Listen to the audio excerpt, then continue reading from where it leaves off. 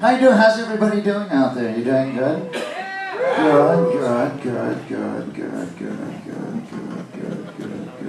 It's so nice to be here. Oh man, so nice to be. I really like being here. This is Charlotte. You all from Charlotte? Everybody from Charlotte here? Yeah. So good. I'm from New Mexico.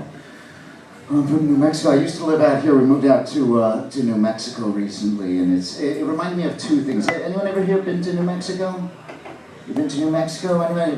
Yeah, it's like it looks like the Flintstones. It feels like every one of the houses. It looks like Wilma and Betty are gonna walk right out. When I went there, my first thought was we were driving around. I knew it was the United States because I had driven there, but it doesn't feel like the United States. It kept feeling like Abbottabad.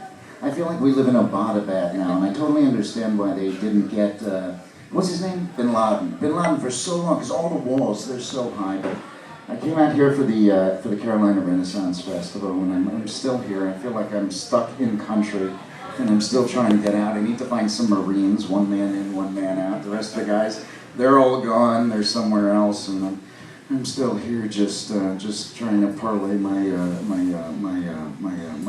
William Shakespeare work into this. But I've been rapping a lot of William Shakespeare, and that's been insane. People seem to like rapped William Shakespeare, but I'm working on some missing pieces by Shakespeare, some works of his that haven't been heard in a long, long time, that have been recently discovered. So I just wanted to do one little piece for you, and then I'm going to do one other thing, and then I'm going to say, have a good night, and it's going to be good to see you all, and then I don't have to stop talking. Oh, I like the sound of my voice, it's so nice here. You all having a good time?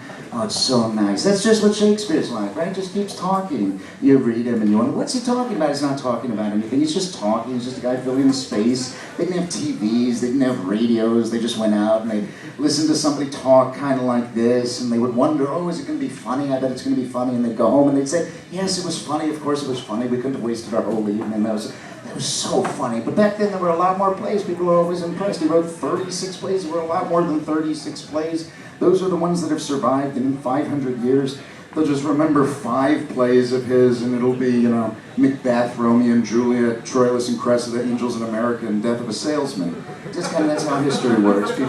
People remember what they want to remember. We're all coming from our own point of view. But I've been working on this piece that's been lost for a long time. I just wanted to do it for you. It's a great play I've been reading, and it's about the prince. And the prince is looking back on his life, and he's remembering all the things that have happened to him in his life, and how he got to where he is. He was born a very poor person, but his mother's sister was married to a prince, and he got sent to live with him. So if you'll indulge me, I'm just going to do this short little piece, and then we're going to do one other thing, and it goes like this. The prince looks around, and he says,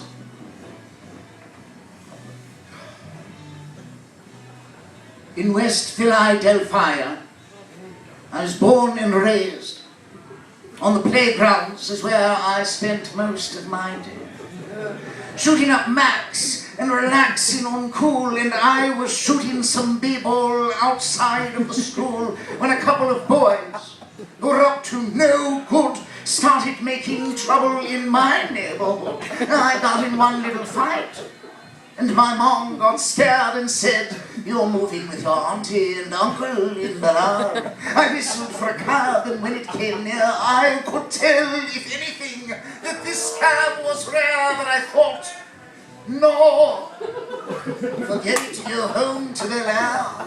I pulled up to a house about VII or V triple.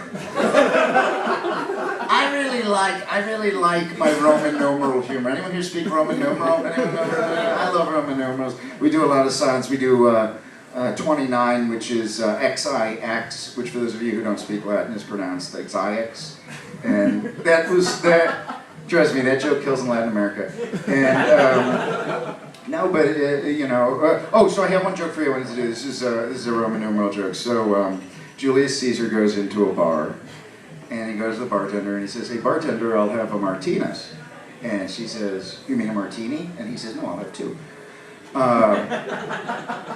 And he says, how much is that? And she says, it's $5.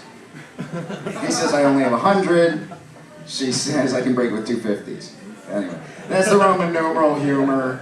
By the way, for those of you who are maybe too young for that, that was the poet, that piece I did earlier, that's by the poet Willow's father. You may not know the poet Willow. As an actor, I love the poet Willow because I'm working right now on memorizing Venus and Adonis, which is 1,200 lines. I'm going to be doing that, and I love the poet Willow because with the I'm just going to do 4 stanzas from the poet Willow. If you let me, will you let me? Okay. Here goes like this. I whip my hair back and forth. I whip my hair back and forth. I whip my hair back and forth. I whip my hair back and forth. But no, I love all these. The new musicians are great. The new musicians are great. The poet I've been working on the poet Cyrus, and the poet Cyrus is so good. I never fell so hard in love. I never meant to break your walls. You came in thusly like a wrecking ball. But, you know, it's well, here's what I wanted to do. I mentioned anxieties earlier. I just wanted to wrap us on for you. Usually I have my friend here, Jonathan Oddfellow, to give me a beat. But anyone here want to give me a beat? We'll try that, and then I can go a cappella if nobody's got the guts to come up here. Anyone here spit a beat? Anyone here not?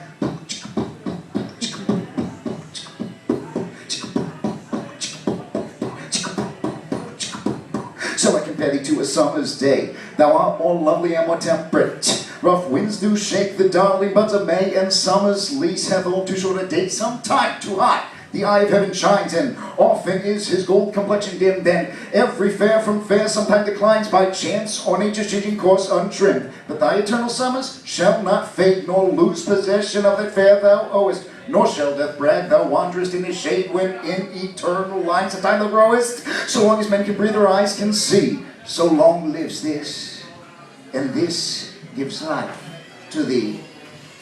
Cheer up, have a good night. Thanks for your time. My name is Engel. Thank you.